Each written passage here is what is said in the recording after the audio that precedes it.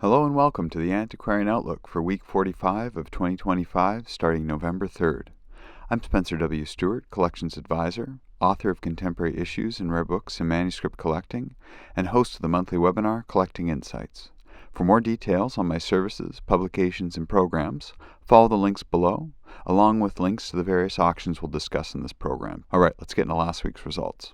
Tuesday, Rago Arts and Auctions had photographs. There were 194 lots offered, of which 170 sold, making for an 88% sell-through rate.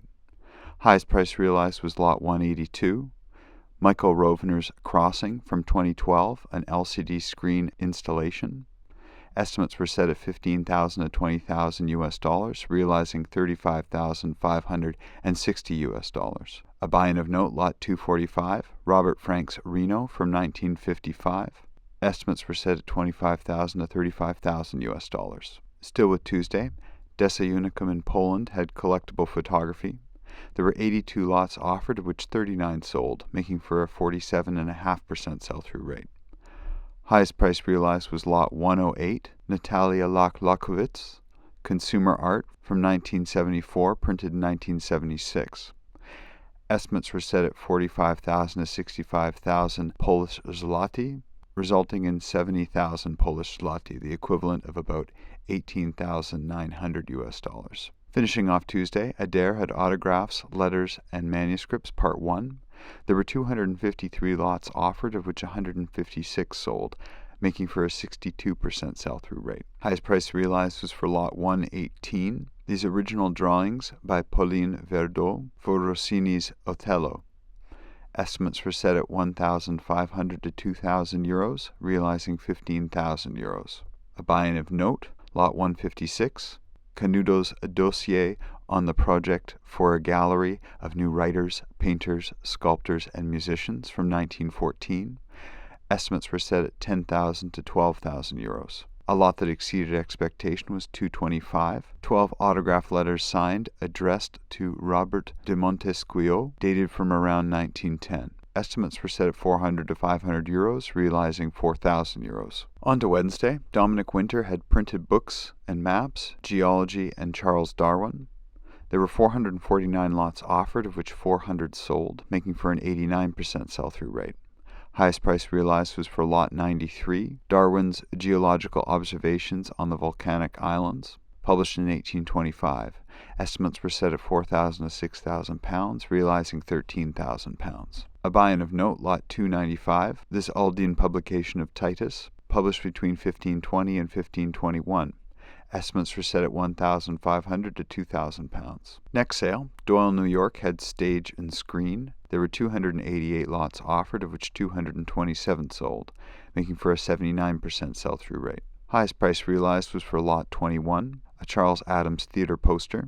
Estimates were set at 8,000 to 12,000 US, realizing just above 23,000 US. A buy-in of note, lot 10, an archive of approximately 400 photographs depicting the 1950s top model Dorothea Rice. Estimates were set at 20,000 to 30,000 US. Next sale, Christies had rare books and manuscripts. There were 199 lots offered, of which 76 sold, making for a 38% sell-through rate. Highest price realized was for lot 62, Oscar Wilde's personal copy of Salome, published in 1893. Estimates were set at 100,000 to 150,000 euros, realizing 825,500 euros. A couple buy-ins of note, lot 164, Picasso's A Short Poetic Anthology of Surrealism, published in 1934. Estimates were set at 30,000 to 40,000 euros, as well as lot 165, again Picasso, The Handrail, published in 1936. Estimates were set again at 30,000 to 40,000 euros. A lot that exceeded expectation was 58, David Roberts' Egypt and Nubia, from drawings made on the spot, published between 1846 and 1849. Estimates were set at 8,000 to 12,000 euros, realizing 50,800 euros. Next sale, Bonhams had Mona Lisa of Pop, property of the Duffy Archive. There were 34 lots offered, of which 24 sold, making for a 70.5% sell-through rate. Highest price realized was for lot 6, Brian Duffy's original dye transfer artwork print for David Bowie's Aladdin Sane album cover from 1973. Estimates were set at £250,000 to £300,000, realizing just above £381,000. A buy-in of note, Lot 6, another iteration of Duffy's original die transfer artwork prints for the inside gatefold of David Bowie's Aladdin Sane from 1973. Estimates were set here at £150,000 to £200,000. Next sale, Ader had autographs, letters, and manuscripts Part 2. There were 249 lots offered, of which 150 sold, making for a 60% sell-through rate. Highest price realized was for Lot 488, an interesting document on the operation of a sugar mill in St. Dominic, written around 1788. Estimates were set at €1,000 to €1,500, realizing €4,500. A buy-in of note, Lot 468, 3 charters concerning the fountain and decorations of the armory room for the Hotel Boyne. Estimates were set at €1,000 to €1,500. A lot that exceeded expectation was 393, letters on Greek independence written by the general and politician Foy, dated 1825.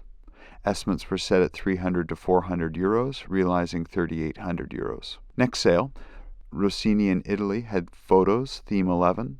There were 220 lots offered, of which 64 sold, making for a 29% sell-through rate. Highest price realized was for Lot 76, album and prints done by Ader, which studies sculptures from various churches in France. Estimates were set at €300 to €400, realizing €520. A buy-in of note, Lot 46, an album of Madagascar done by an amateur military photographer between 1896 and 1905. Estimates were set at €800 to €1,000. Finishing off Wednesday, Tessier et Sourou had movie posters. There were 601 lots offered, of which 471 sold, making for a 78% sell-through rate.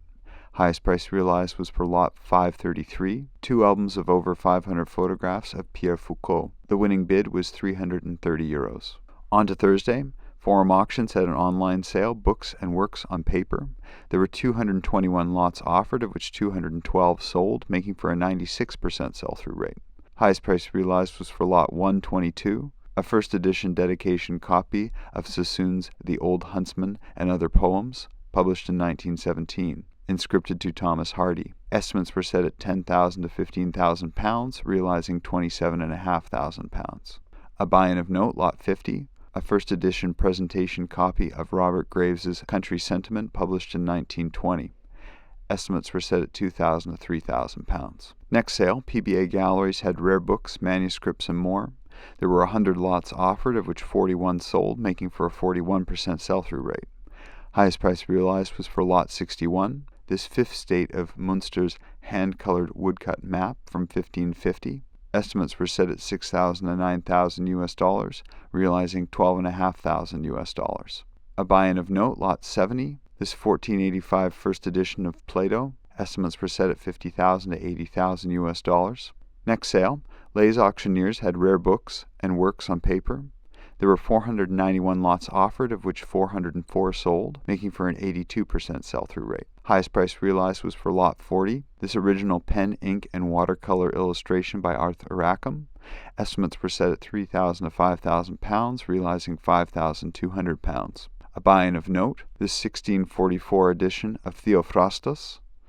Estimates were set at £1,500 to £2,000. Finishing off Thursday, Swan Galleries had autographs. There were 272 lots offered, of which 214 sold, making for a 79% sell-through rate. Highest price realized was for Lot 93, this album containing a continuous run of only autograph letters signed by presidents from Washington through to Coleridge. Estimates were set at $80,000 to $120,000, realizing $188,000. A buy-in of note, Lot 113, this mechanical copy letter done by Thomas Jefferson in 1812. Estimates were set at $8,000 to $12,000. A lot that exceeded expectation was 20, a typescript signed with numerous corrections by John Lennon for an interview conducted in 1971. Estimates were set at $6,000 to $9,000, realizing just above $19,000. For a hyperlinked list of next week's auctions we have an eye on, please get in touch with us directly. As always, the Antiquarian Outlook is totally independent. Its producers do not hold inventory, nor do they represent any consignments or acquisitions mentioned. Well, that's been the week from here. What'd you think of last week's results? Anything surprise you? Anything you had your eye on? Please make sure to put some comments below and we'll keep the conversation going. Also remember, if you want to stay up to date, be sure to like this video, subscribe to the YouTube channel, turn on your notifications, and let others know about this program. Thanks again for tuning in. All for now. See you next week.